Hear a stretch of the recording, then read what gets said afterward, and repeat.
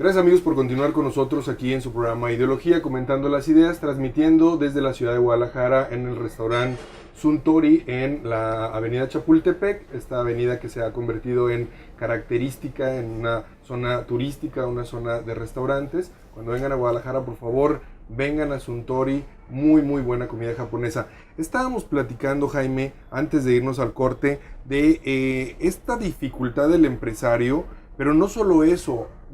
Veo que en México, a diferencia de otras latitudes que me ha tocado ver, que me ha tocado estar cercanos a ellas, en Europa, en Sudamérica, al mexicano, al empresario mexicano se le complican las cosas no solo en el tema de tramitología, sino que traemos una carga impositiva, traemos una carga administrativa fuerte ahora con las modificaciones al Código Fiscal de la Federación y el poco crédito que le otorga la banca privada.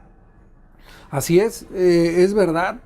Aquí en México hemos visto que los banqueros no creen en las pymes, o que hay una desconfianza de todos los mexicanos.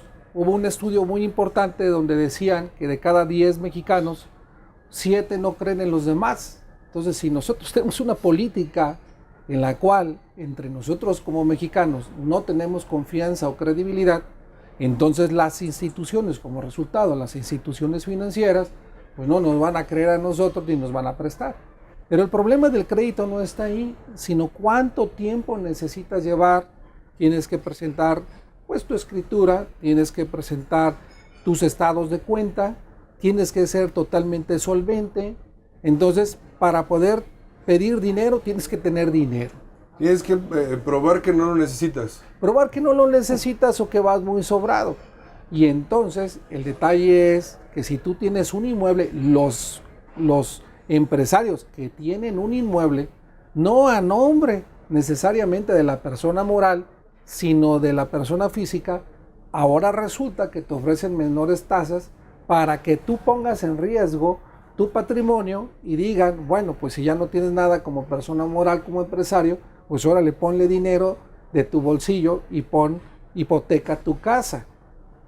Pero el problema de la casa es que si vale 10 millones de pesos tu casa, estoy hablando ya de un segmento alto de 10 millones, pero si nada más cuesta 1 millón de pesos, cuando mucho te van a prestar 150, 200 mil pesos, porque la designación del crédito está en un ingeniero.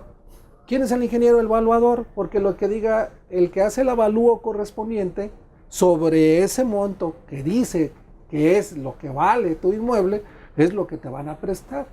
Creo que debe de existir una posibilidad de una garantía de audiencia, de una formalidad para poder impugnar ese tipo de avalúos, para que nosotros como gobernados podamos tener también una posición de decirle al ingeniero que lo hace, que está a favor del banco, pues que nuestro inmueble vale más y que me preste más. ¿Por qué? Porque ni siquiera me está otorgando ni el 50, o sea, la garantía no va 1 a 1, ni 2 a 1, ni 3 a 1, ni 4 a 1. Si usted que me está viendo ha solicitado algún crédito, entonces vas a ver de lo que estamos platicando, que están pidiendo el 5 a 1 normalmente. Pero eso significa que no te da la confianza. ¿Qué pasa con el agio? Te dice, yo te presto al 50%. No. Sí, pero me vas a pagar el 3 o el 4% mensual de interés y se va a elevar a más del 50%. En un año, si te prestan 1 millón de pesos, ya debes más de 500 mil pesos.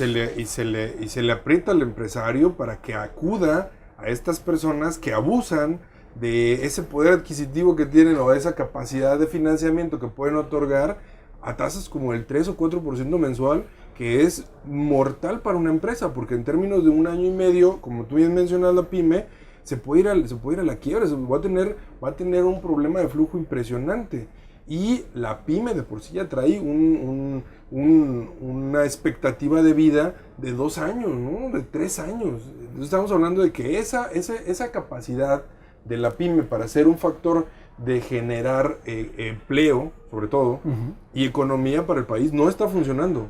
El principal motor, Jaime. No, y en abono de lo que comentas, muy interesante, ahora resulta que los que tenemos el error los que no sabemos hacer negocio, los que tornamos los negocios y los culpables de lo que le sucede a los pymes somos los empresarios. Válgame, si el gobierno tiene que ser un órgano rector de generar una política aunado también y vinculado con el sector bancario que pueda fomentar esos recursos correspondientes, como una política internacional donde dicen que hay que llenar las botellas o dejar las botellas llenas de dinero, donde todos los empresarios pymes podamos encontrarla y poder efectivamente con esos recursos trabajarlos y ser más productivos. Entonces, si no hay esa credibilidad, y ahora si es de las personas que tienen un inmueble arriba de $1,000,000, pues imagínate nada más, o sea, qué sucede con los demás compañeros que no tienen ese inmueble. Y que tienen una excelente idea, tienen un maravilloso modelo de negocio en escritorio, tienen la posibilidad de generar empleo y no tienen financiamiento, no tienen la fuente de financiamiento. Ahora, si tú ves lo que polula, lo que existe, es que tú vas cerca de un templo o ves cerca de áreas comerciales, que es donde más hay este tipo de negocios, que tiene 3 metros de frente por 4 de fondo, son localitos pequeños, 3 por 4, 12. Pero ¿qué crees? Les preguntas que cuánto pagan de renta y pagan más de 4,000 pesos de renta o 3,000. Y si más te vas a la frontera, los que están en frontera sabrán cuánto se paga por un metro cuadrado. $, además. Entonces, si tú te das cuenta que un metro cuadrado de renta pyme anda aproximado entre los 150 y los 300 pesos, que es exageradísimo. Y ahora, si te va bien, como no hay un control de rentas, no hay quien le ponga una hasta aquí, porque el dueño del inmueble te dice, pues está yendo bien, me vas a pagar ahora más año, si quieres, si no tu contrato, pues ya se terminó. Entonces tendrás que salirte del local. Entonces ahora resulta que nosotros lo ponemos en otro lado, pero el perímetro comercial ya no es igual, ya la gente no lo recibió y ya no va a nuestro negocio por la distancia, porque ya habíamos generado un cliente del perímetro comercial. Ya nos conocían y entonces no se va a trasladar el cliente a otro local comercial a mayor distancia por ese tipo de sentido. Entonces, ahora resulta que por la culpa del de la renta, tronamos nosotros y la estadística nacional dice que tenemos nosotros los errores como empresarios en pymes. Oye, Jaime, diste un dato que es además de digno de análisis, es algo que debería de estar visionando el órgano rector, que es el gobierno mexicano, en este sentido de cooperación.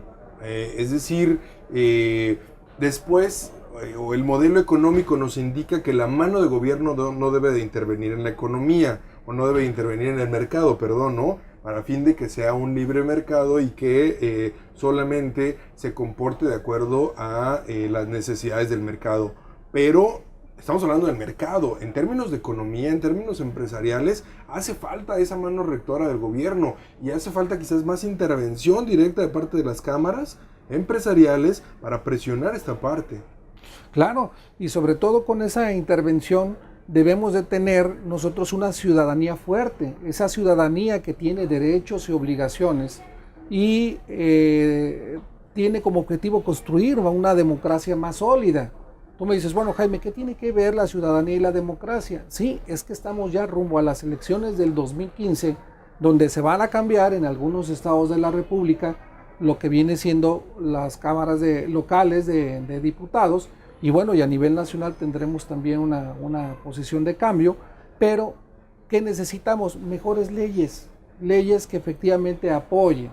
Si tenemos una ley que dice, bueno, les prestamos a todos los empresarios pymes a nivel nacional tantos millones de pesos, sí, pero no me dijeron cuánto me pidieron para las garantías. ¿Estás de acuerdo? ¿O dónde está mi riesgo personal y de la empresa para poder sacar ese crédito? ¿Y cuánto tiempo me duraron o se tardaron para entregarme ese crédito? Ya cuando estás a nivel de ya ahogado, porque tienes que pagar las licencias, tienes que pagar sindicatos, tienes que pagar los sueldos, tienes que pagar las contribuciones fiscales, o sea, todas las cargas que vienen guardadas en una mochila que trae el empresario, que bien le puede quebrar las piernas a ese empresario y no puede caminar ni transitar en la República Mexicana porque no le permite esa posición de generar mayor productividad. Sí tiene que hacer algo el gobierno, es su obligación, es un Estado de Derecho, porque se deja a los municipios que entreguen esas licencias, pero se les ha olvidado el orden público y el interés social.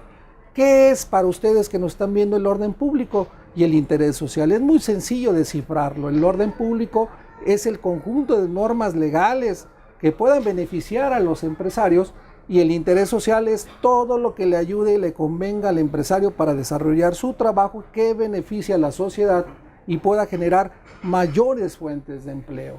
En ese sentido, sí es de orden público y de interés social que de forma oficiosa el propio gobierno tenga ese tipo de políticas importantes que puedan desarrollar mayor productividad en nuestro país. Definitivamente el tema que mencionas, que en realidad son varios temas. Estamos hablando de productividad, estamos hablando de democracia, estamos hablando de participación ciudadana, cuando eso lo hemos dejado, ¿no? Nos hemos convertido, yo lo que veo es que nos hemos convertido en ciudadanos de Twitter, ¿no? En ciudadanos participativos de Twitter, en ciudadanos participativos de Facebook, únicamente a través de las redes sociales, y no hay esa homogeneidad en los ciudadanos o esa organización. Yo no estoy hablando de bloqueos, no estoy hablando de tomar reforma, no estoy hablando de esa parte, estoy hablando de que el ciudadano sea partícipe realmente de las decisiones en el país, y como tú bien dices, a través de las leyes. Vamos a quedarnos con este tema porque hay mucho que platicar después del corte. Hay que recordarles, amigos, que estamos transmitiendo desde la ciudad de Guadalajara en el restaurante japonés Suntory, que tiene una deliciosa cocina. Estamos de regreso en Ideología, comentando las ideas. No le cambien.